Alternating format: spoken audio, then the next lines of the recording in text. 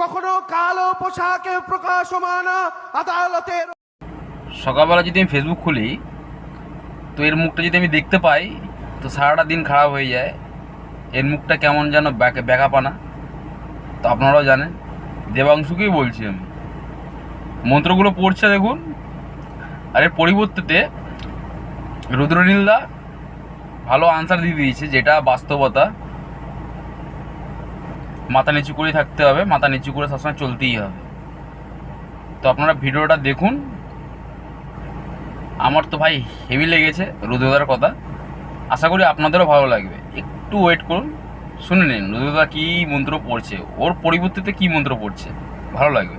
আবার জনশক্তি রূপা মুখ্যমন্ত্রী রক্ষাকারিণী, কখনো মহাবজ্র রূপিণী নেত্রী, উগ্র গণদূতি বামবদকারিণী চামুন্ডা, তিনি আবার নরেন্দ্র নিয়তি। বসন্তে শারদ প্রাতে চোর তৃণমূল দুধে ভাতে, থাকতেই না পেরে আজ তারা পাগল পাড়া।